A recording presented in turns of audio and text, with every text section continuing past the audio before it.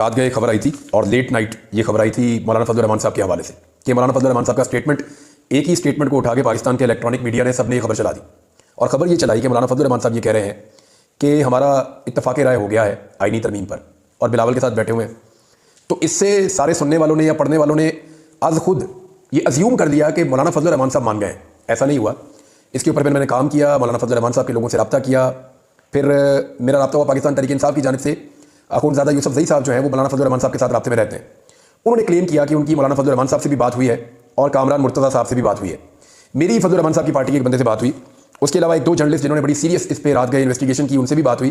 तो तफसीलात मैं आपके सामने रख देता हूँ कि एक्चुअली मौलाना फजल रहमान साहब हुकूमती मुसव्वदे पर नहीं माने, बल्कि बिलावल मौलाना फजल रहमान साहब के मुसव्वदे के करीब आ गए। सोचे क्यों? देखिए, अगर हुकूमत गिरती है तो बिलावल की तो नहीं गिर रही ना, हुकूमत तो शहबाज शरीफ की गिर रही है। इस दफ़ा डंडे जो पड़ने हैं और अवाम से जो इस दफ़ा कुटाई होनी है वो तो ज़्यादा PMLN की होनी है। पीपल्स पार्टी की तो उस लेवल की चित्रौल नहीं होनी है अवाम के हाथों, ज़्यादा तो होनी है मुस्लिम लीग नून की। तो बिलावल को इतना भी कोई प्रॉब्लम नहीं है। बिलावल के लिए ये आईनी तरमीम एक जिद जैसा मसला बन गया कि वो किसी तरह साबित करे कि वो बहुत बड़ा लीडर है और उसके कहने पर एक आईनी तरमीम हो गई है और उसने 18वीं तरमीम को बहाल करवाने की कोशिश की है और वो अपनी मरहूम वालिदा के ख्वाब भी पूरे कर रहा है। तो वो इस तरह का चूरन अपना बनाना चाह रहा है और बिलावल अपने आप को आने वाले वज़ीर आज़म के तौर पर पोर्ट्रे भी कर रहा है। तो इसलिए बिलावल को ये लगता है कि कुछ भी मिले, यानी भागते चोर की लंगोटी सही, या चलो कुछ नहीं मिलता थोड़ा बहुत तो कुछ मिल जाए। तो बिलावल इस चक्कर में है और इसी चक्कर में मौलाना फजल रहमान साहब के मुसव्वदे के करीब वो पहुंच गए। अब वो फैक्ट्स जो मैंने रात को सवालात की सूरत में सामने रखे दोस्तों के और जो जवाब आए वो मैं आपके सामने शेयर कर देता हूं। वो चीज़ें जिन पर मौलाना फजल रहमान साहब नहीं माने, वो चीज़ें क्या हैं मैं आपको फिर बता देता हूं। और मौलाना फजल रहमान साहब के बगैर नंबर पूरे नहीं हो रहे। हुकूमत को यह पता चल गया कि मौलाना फजल रहमान साहब के बगैर नंबर पूरे नहीं हो रहे। हुकूमत ने जिन बंदों को जबरदस्ती उठाया उन्होंने कहा जी थाम मार दो, वोट नहीं दे सकते। वजह क्या? यानी एक बड़ी अजीब चीज़ इस मुल्क में हुई कि पाकिस्तान के जिस सियासतदान के ऊपर एस्टेब्लिशमेंट हाथ रख देती थी ना, उसे लगता था कि अब उसे कोई नहीं हरा सकता। जिस सियासतदान के ऊपर एस्टेब्लिशमेंट का हाथ आ जाता था ना, स्पेशली पंजाब में, तो वो सियासतदान ये समझता था बस मेरा बेड़ा पार हो गया, मुझे अब कोई शिकस्त नहीं दे सकता, एस्टेब्लिशमेंट का हाथ मेरे सर पे है। इस मरतबा सियासतदान ये अज्यूम कर चुके हैं या इस फैक्ट को समझ चुके हैं कि अब उन्हें अपने सर के ऊपर एस्टेब्लिशमेंट का नहीं, इमरान खान का हाथ चाहिए। इमरान खान का हाथ पाकिस्तानियों ने इतने जोर से पकड़ा, ऐसे जोरदार तरीके से थामा कि उसमें ताकत आ गई है। और अब लोगों को लगता है कि पाकिस्तान की रियल एस्टेब्लिशमेंट पाकिस्तान की आवाम है और इमरान खान है। मैं बलूचिस्तान की बात नहीं कर रहा, इंटीरियर सिंध की मैं भी बात नहीं कर रहा, वहां तो अभी बुनियादी इंसानी हुकूक का मामला ही नहीं पहुंचा। लेकिन मैं आपको पंजाब की बात कर रहा हूं, खैबर पख्तूनख्वा की बात कर रहा हूं, सिंध के शहरी इलाकों की बात कर रहा हूं, कोयटा की बात कर लें, कोयटा की सराउंडिंग की बात कर लें, तो यहां पाकिस्तान तहरीक इंसाफ एक बहुत बड़ी रियलिटी है। आदिल बाज़ई जो है हमेशा मैंने रह सकता है एस्टेब्लिशमेंट के साथ बनाकर रखे, लेकिन उसको पता है कि कोयटा में बाहर निकलना मुश्किल हो जाएगा। उसकी फैमिली के लोगों ने कहा खड़े हो जाओ, खड़े हो जाओ, अब झुकने का टाइम नहीं है। ठीक है, जो हो गया सो हो गया, जितना नुकसान होगा देखी जाएगी। ठीक ठाक कारोबार है उनका, तबाह कर रहे हैं वहां पे, लेकिन इसके बावजूद वो कहता है मैं खड़ा हूं, मैं अब पीछे नहीं हट सकता। इसी तरह रियाज फतियाना साहब के साथ जो कुछ भी किया गया, उनके बेटे को अगवा किया गया, टॉर्चर किया गया, ज़हनी तौर पे बाप को और मां को दोनों को टॉर्चर किया गया, लेकिन वो मजबूर होने के बावजूद बार बार यही कहते हैं कि मैं वोट नहीं डालना चाहता, मेरे साथ जबरदस्ती ना करें। डॉक्टर जरका के बारे में खबर आई कि वो पाकिस्तान वापस पहुंची हैं, बड़ी तशवीश हुई सारों को इस बारे में। उन्होंने सभी इब्राहिम साहब को कहा कि मेरे लिए दुआ करें और मैं इमरान खान को धोखा नहीं दूंगी। तो डॉक्टर जरका अपनी मर्जी से पाकिस्तान आई है, वो आज़ाद घूम भी रही है, ये मेरे पास पक्की खबर है। अब अगर उन्होंने वोट डाल दिया तो याद रखिएगा ये किसी इगवा और दबाव का नतीजा नहीं होगा, ये लालच और पैसे का नतीजा हो सकता है। और मुझे नहीं लगता कि डॉक्टर जरका ऐसा करेंगी, उन्हें ऐसा करना भी नहीं चाहिए, क्योंकि वो इमरान खान साहब की पुरानी वर्कर्स में से एक है और इमरान खान साहब ने उन पर एतबार करके उन्हें सेनेटर जैसा एक अहम ओहदा दिया था। अब फजल रहमान साहब कौन सी चीज़ें नहीं मानेंगे, जरा उस पर आ जाए वापस। एक तो फजल रहमान साहब ने कहा कि किसी सूरत भी आईनी अदालत के ऊपर मैं नहीं मानूंगा, ये उन्होंने क्लियर कह दिया। दूसरा जो बातचीत हुई उसमें फजल रहमान साहब ने कहा, और पीपल्स पार्टी ने बड़ा जोर दिया, ये जो जमहूरी पार्टी अपने आप को कहते हैं ना, ये जो बड़ा रोला डालते हैं कि हम बहुत बड़ी जमहूरी पार्टी है पीपल्स पार्टी ने आईनी अदालत से ज्यादा जोर दिया फजल रहमान साहब पे कि आप फौजी अदालतों के लिए हमारे साथ खड़े हो जाएं। इस वक्त जरूरत है फौजी अदालतों की। ये पड़ी है बिलावल की जमहूरियत, ये पड़ी है आसिफ अली जरदारी की जमहूरियत। इतने बड़े बड़े इनके नाम है, इनको शर्म नहीं आती, इनकी पार्टी के अंदर इतने बड़े लोग हैं, खुर्शीद शाह, नवीद कमर और पता नहीं कितने कितने बड़े नाम है जी, पाकिस्तान में जमहूरियत के चैंपियन मीनार बने हुए बड़े बड़े। ये पड़ी हुई है इनकी जमहूरियत, ये पड़ी हुई है, जूतों के साथ पड़ी हुई है जमहूरियत इनकी। यानी ये कह रहे हैं कि इन्होंने मिलिट्री कोर्ट्स बनानी है, बनाओ मिलिट्री कोर्ट्स, मौलाना फजल रहमान साहब नहीं माने। दूसरा इन्होंने कहा जी कि आईनी अदालत हमने बनानी है, मौलाना साहब उस पर भी नहीं माने। फिर मौलाना साहब कुछ चीज़ों पे और भी नहीं माने। एक उन्होंने कहा जी जजों के तबादले की आप बात करते हैं ना एक अदालत से दूसरी अदालत में, ये भी नहीं हो सकता, ये गलत है। एक मौलाना साहब ने कहा जी जजों की उम्र में जो आप इजाफे की बात करते हैं ना, वो भी नहीं हो सकता। फिर मौलाना साहब ने एक और बात कही कि आईनी जो हुकूक है, बुनियादी इंसानी हुकूक, उनके खिलाफ जो चीज़ें आप करने जा रहे हैं वो भी हम आपको नहीं करने देंगे। इत्तफाक़ राय हुआ कहाँ पे? फिर बिलावल साहब की सुई अड़ गई जी, कोई तो रास्ता निकालें, आईनी मुकदमा, आईनी मामला। मौलाना साहब ने कहा जी 150 मुकदमा है टोटल बिलावल साहब, आप बिला वजह इसके ऊपर छलांगे मार रहे हैं। नीचे लाखों मुकदमा लोअर कोर्ट्स के अंदर जो है पड़े हुए हैं, उसके ऊपर कोई काम नहीं कर रहे। तो आवाम के लिए तो ये काम हो नहीं रहा। आपने 150 मुकदमा की आपको फिक्र है।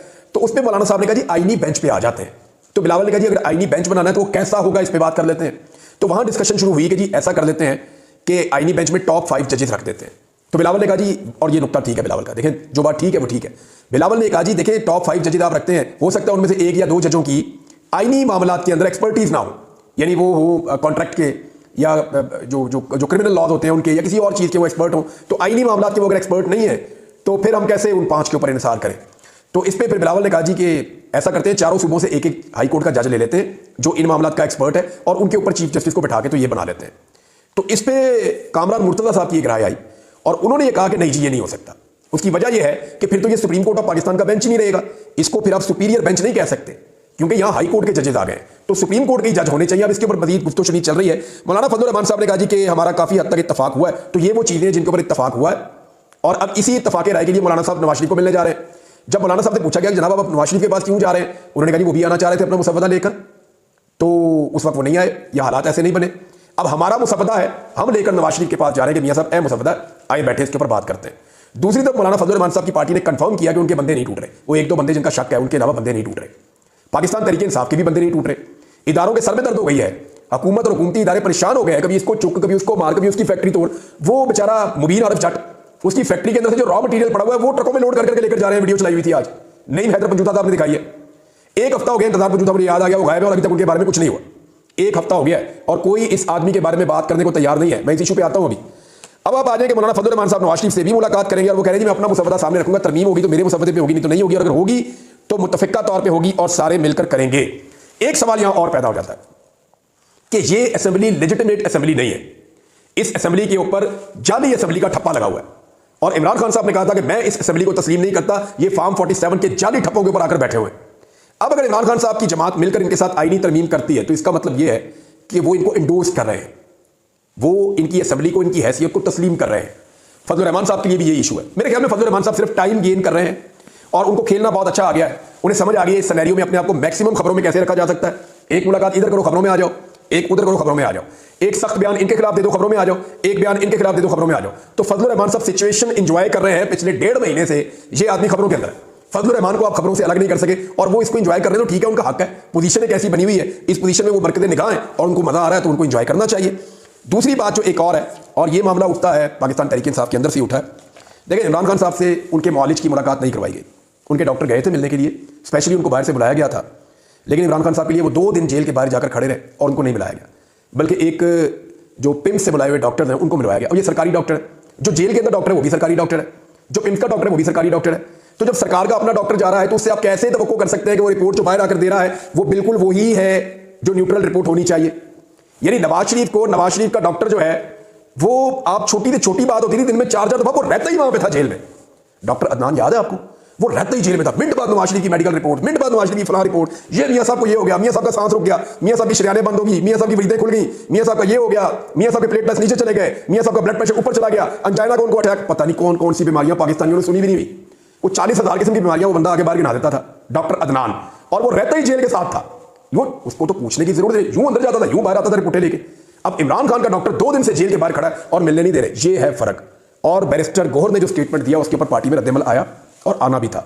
बैरिस्टर गौहर साहब ने इसको अपनी फतह की तरह पेश किया कि जनाब 2 डॉक्टरों ने इमरान खान को चेक किया है और उनकी रिपोर्ट के मुताबिक अल्हम्दुलिल्लाह इमरान खान ठीक है। जब रिपोर्टें आएंगी तो मैं आपके साथ शेयर कर लूंगा। मैं कारकुनों का बहुत शुक्रिया अदा करता हूं, शाबाश। कारकुन कह रहे हैं पता करो इमरान खान के साथ क्या हो रहा है। कारकुन चाह रहे हैं पार्टी की क़यादत जाकर मिले, उनकी फैमिली जाकर मिले।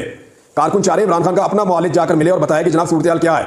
और बैरिस्टर गौहर साहब फिर इंतजार कर रहे हैं सरकार के ऊपर कि जनाब सरकारी डॉक्टर ये कह रहे हैं और सरकार की ये राय है, तो सरकार की राय के ऊपर वो इंतजार कर रहे हैं। और उसको ट्वीट भी कर दिया पकड़ के, उन्होंने मुबारकबाद भी दे दी, सारों को शुक्रिया भी अदा कर दिया।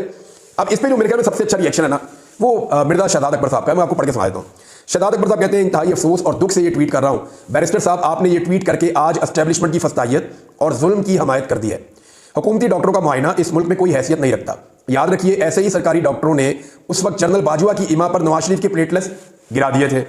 आपने कल कौम को गुमराह किया कि शौकत खानम के डॉक्टर मुआयना करेंगे और आज डॉक्टर आसिम इसी वादे पर अड़िया लग गए, लेकिन उन्हें मिलने ना दिया गया। आप खूब जानते हैं कि मुतालबा फैमिली, जाती मुआलिज और पार्टी के वफद के मुतालबे का था, इनसे मुलाकात करवानी थी।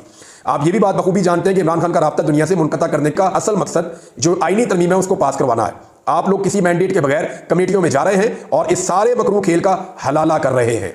अब जरा समझें एक बात, ये मैंने पहले भी आपको कहा था कि कमेटियों के अंदर जा रहे हैं और वहां पे इस गवर्नमेंट की जो लेजिटिमेसी है उसके ऊपर ठप्पा लगा रहे हैं, नंबर एक। नंबर दो, याद रखिएगा, पाकिस्तान तहरीक इंसाफ ने अगर बाइकआउट किया उस सेशन का जहां पे आईनी तरमीम पास होगी, तो समझे पाकिस्तान तहरीक इंसाफ की क़यादत ने सरेंडर कर दिया और आईनी तरमीम को एक्सेप्ट कर लिया है, खामोशी से डील कर ली है। क्योंकि ये वहां पे मौजूद होंगे तो अपने लोगों को लेंगे ना। पाकिस्तान तहरीक इंसाफ के एमएनए और सेनेटर्स के बगैर तो तरमीम नहीं हो सकती, लिखी बड़ी बात है, और एमएनए और सेनेटर्स को दबाव में लेकर ही वो तरमीम करने की कोशिश करेंगे। तो अगर पाकिस्तान तहरीक इंसाफ के 50-60 बंदे वहां पे मौजूद होंगे कौमी असेंबली में, शोर मचाएंगे, अपने बंदों को बुलाएंगे, तभी वो जुर्रत करके इनके साथ आकर बैठेंगे ना।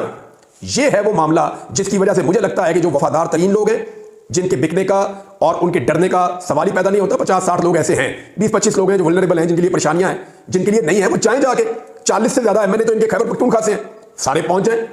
बहुत सारे ऐसे एमएनए हैं जिनको पंजाब में होते हुए कोई हाथ नहीं डाल सकता, वो भी पहुंच जाए और पहुंचे और जाकर खड़े हो डटकर वहां पे अपने एमएनए को इधर बुलाएं।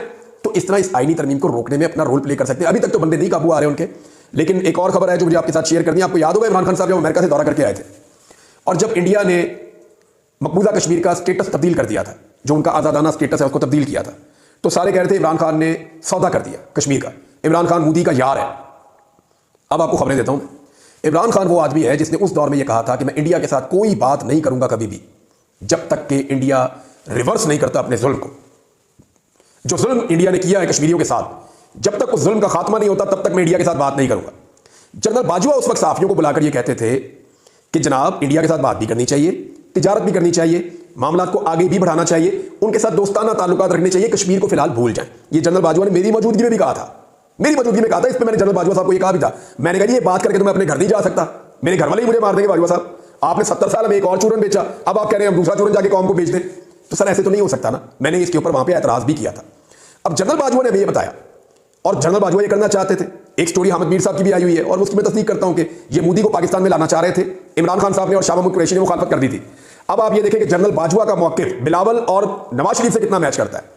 इमरान खान से जनरल बाजवा का मौकिफ मैच नहीं करता था, इसलिए इमरान खान साहब का मैच खत्म हो गया, उनको घर भेज दिया गया। इमरान खान साहब को घर भेजा गया। आज सारे कह रहे हैं इमरान खान साहब के साथ धांधली हुई, ज्यादती हुई, आलमी सतह पर आवाजें उठ रही हैं कि उनके खिलाफ रजीम चेंज का ऑपरेशन हुआ, उनके साथ ज्यादती की गई। तो जो जनरल बाजवा का मकसद था वही नवाज शरीफ का और बिलावल का मकसद कैसे बन गया, और इमरान खान उस मकसद के अगेंस्ट खड़ा था कि कश्मीर का सौदा मैं नहीं करूंगा, मैं कभी भी कश्मीरियों की कीमत के ऊपर भारत के साथ ताल्लुकात नहीं बनाऊंगा। आज बिलावल ने क्या कहा, हमें तिजारत पे बात करनी चाहिए, ताल्लुकात बढ़ाने चाहिए। बिलावल ने कहा ना, बिलावल ने कहा हमें दहशतगर्दी के ऊपर बात करनी चाहिए। भारत तो यही पाकिस्तान को कह रहा है। जो भारत का मौकिफ था पिछले 50 साल से, आज वो बिलावल का मौकिफ है। बिलावल के नाना ने तलवार निकाल के दिखाई दी, ये कर देंगे, कश्मीर ले लेंगे, ये पड़ा है बिलावल का इनकलाब। बिलावल ने अपने नाना का जो है वो सारा का सारा जितना इनकलाब था वाड़ के रख दिया। आज बिलावल क्या कह रहा है कि जी दहशतगर्दी पे भी करेंगे जो इंडियन मुतालबा है, यानी वो तो पहले ही पाकिस्तान को दहशतगर्द कहते हैं, और दूसरा जनाब तजारत भी करेंगे और ताल्लुकात को हम बढ़ाएंगे। बढ़ा लो ताल्लुकात, आपको पता चलेगा। नवाज शरीफ साहब कह रहे हैं कि मोदी साहब को पाकिस्तान में आना चाहिए था, हम जल्द मिल बैठेंगे। मैं उम्मीद करता हूं कि वो पाकिस्तान में आ जाएं, लेकिन इसके बावजूद इंडिया का यार कौन है, इमरान खान। कश्मीर का सौदागर कौन है, इमरान खान। ये दूध के दुले हुए हैं, ये दूध के दुले हुए हैं जो ये सारा कुछ कर रहे हैं। तो जनरल बाजवा का जो मौकिफ था कश्मीर को लेकर और इंडिया को लेकर, एग्जैक्टली वही मौकिफ कश्मीर और इंडिया को लेकर किसका है, नवाज शरीफ का, जरदारी का, बिलावल का, शहबाज शरीफ का, मरियम का, इनका वही मौकिफ है। इमरान खान का मौकिफ ना तो जनरल बाजवा की एस्टैब्लिशमेंट से सूट करता था, ना इनके साथ मैच करता है। तो ये चीज यहां पे मैं रोक देता हूं। जो प्रोटेस्ट स्टूडेंट्स कर रहे हैं, मैं फिर गवर्नमेंट को कहूंगा, पंजाब हुकूमत को, कि होश के नाखून ले, और मैं कॉलेज की इंतजामिया को कहूंगा कि उन्हें अपने स्टूडेंट्स के साथ खड़े होना चाहिए। ये ज्यादती हो रही है। और दूसरी बात यह है कि इसके ऊपर या तो जुडिशियल कमीशन बने, इसके ऊपर इंक्वायरी हो, या इसके ऊपर पार्लिमानी कमीशन बने जिसमें पाकिस्तान तहरीक इंसाफ और पीएमएलएन दोनों के दो मेंबर ले ले, एक खातून ले ले, एक मर्द ले ले, और इसकी प्रॉपर इंक्वायरी करें, अपोजिशन को भी इसमें शामिल करें, ताकि पता चले ये वाकया है क्या। क्योंकि कॉलेज बार बार ये कह रहा है कि जी हमने ये ऐसा हुआ ही, और बच्चे बार बार ये कह रहे हैं जी ऐसा हुआ है, हमारे पास इसके सबूत भी मौजूद हैं। अब इसकी इंक्वायरी होनी चाहिए। लेकिन जिन पुलिस वालों ने तलबा को मारा, उनको टॉर्चर किया, उनको अस्पतालों में पहुंचाया, और उस ब्रूटैलिटी का जिस तरह से दिफा किया इंफॉर्मेशन मिनिस्टर ने, इनको सजा मिलनी चाहिए, इनको सजा मिलनी चाहिए, इनके खिलाफ कार्रवाई होनी चाहिए। अब तक के लिए इतने, अपना ख्याल रखिएगा, अपने चैनल का भी। अल्लाह हाफ़िज़।